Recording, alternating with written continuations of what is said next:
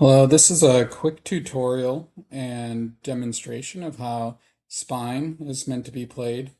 Spine, or Siderius Plug's Immortality in 99 Endnotes, is a tabletop RPG that looks like a book.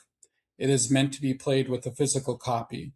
There is a print and play version, or you can get a print copy online. But there are things that you will need to do as part of this game that you can't do with a digital copy. The premise of Spine is that you've inherited a book, this book, the physical book that's in your hands, from an estranged relative. And as you begin to read this book, you find yourself slowly becoming sucked into the book and absorbed, not only metaphorically, but quite literally. And the only way to escape the book is by modifying it. It is a game that is meant to be played by reading. I don't have a physical book on hand that I can easily record a demo with and without destroying it. So I'm going to show you a quick example using the PDF version. The instructions are early on, across from the Ex Libris page. And it says, Spine is meant to be played with a printed book. To play, sign your name in the Ex Libris. So that's step one. And I'm going to sign my name here. And the step two is to read a note and the preface. So those are on the next page. I was going through Grandma's rare book collection and found this odd little thing. It's strange how modern it looks, but it must have been one of her most prized possessions. It was locked inside that thick glass case of hers. At any rate, it belongs to you now. I know that must be surprising to hear, considering you and her were on the worst terms, if you don't mind me being blunt. But her will was very clear, that this book should go to you. Maybe Grandma was able to overlook your differences for once, now that you're a fellow academic. You'll probably appreciate it more than the rest of the family. Yours, Algie Dot. Preface. Fellow researcher, I present you with this book with the hope that you, in whatever age you may be, have gained the knowledge that I lack to explain the oddities described herein. Like the humble bumblebee, I have gathered this anthology from the most curious flowers, and more like an ambitious scientist have I stitched them together at the spine, combining all into one monstrous form, so that they can travel and walk to you through the years. Although of different eras and authors, these works are surely of the same species and meant to be studied together. There are secrets in these books, but they are beyond the comprehension of many. Even I am overcome with a sudden shudder and a desperate urge to slam the covers before losing myself among the pages. In my endnotes, I have tried to explain these works to the best of my ability, but there are still many secrets hidden within. Be persistent, dear reader. Help me in my endeavor. Siderius Plug, PhD. Returning to the instructions, we can go to step 3. This is the primary play loop. Read the book. For each page, read any of the endnotes that spark your interest and choose one for its prompt. If you read past a vortex symbol in an endnote, you are sucked in and must choose that endnote and its prompt.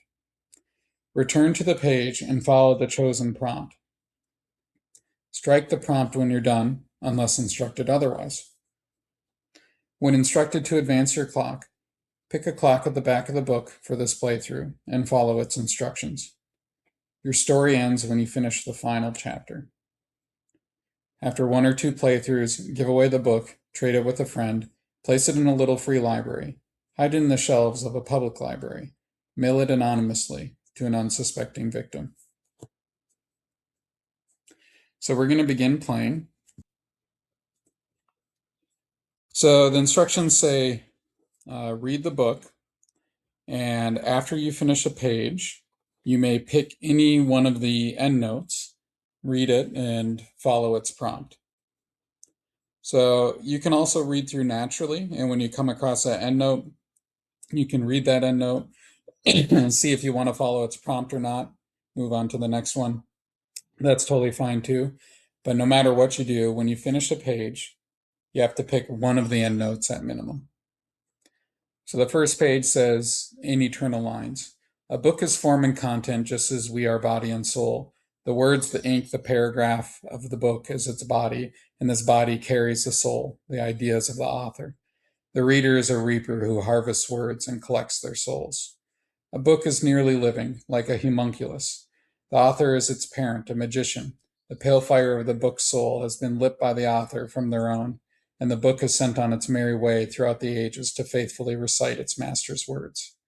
In this way, so many authors have sought their immortality by trying to write timeless books. No better method is there to defeat time, they think, than to build a physical construct that can be so cheaply produced and reproduced, rarely shedding sparks from its pale flame. Time may come with its scythe, carving graves and trenches into their face. Flesh is fleeting, but scripta manent, the written word, remains. Eventually, the author dies. They wait in wrapping sheets beneath the earth for the next magical moment in which they are briefly resurrected in the mind of the reader. So we finished that first page here. And on this first page, there are 3 endnotes. And again, as we read through them, we could have picked one and read it.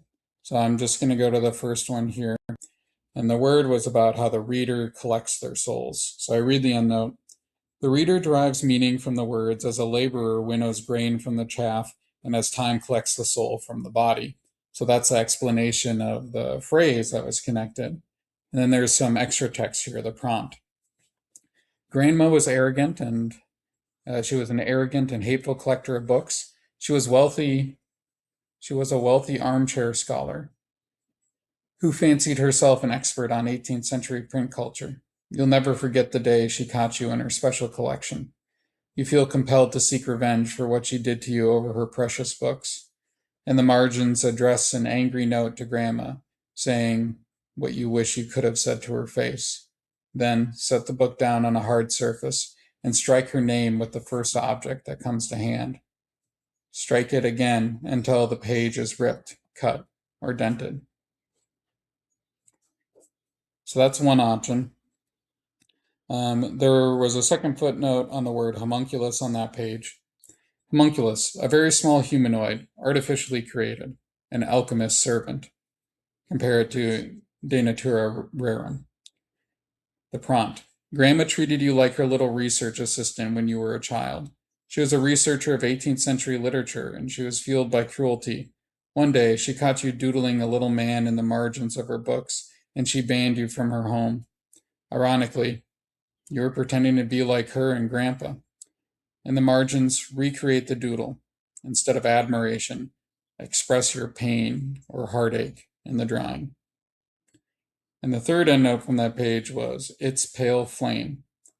And it's saying, compare that with Shakespeare, Timon of Athens. The moon's an errant thief, and her pale fire she snatches from the sun. Act 4, Scene 3. This allusion is the second occurrence in 3 paragraphs and implies that the book's soul is derivative, snatched from the author. Your grandma had a fiery temper, and she smoked like a chimney. She was a big-shot scholar. You were a curious 7-year-old babysat by cigarette butts and an unattended lighter. Some of her papers caught fire, and she never let you visit again. You feel compelled to seek revenge. Burn or tear the edges of the page. So those were the 3 endnotes, and I read through them, and I can actually pick which one I want to do. So the one that I want to do is number 2, the homunculus one. And the prompt that I get is, in the margins, recreate the doodle. Instead of admiration, express your pain or heartache in the drawing. So I'm going to go back to the page here, and I am going to recreate my doodle very artistically. And instead of admiration this time, I'm describing my pain.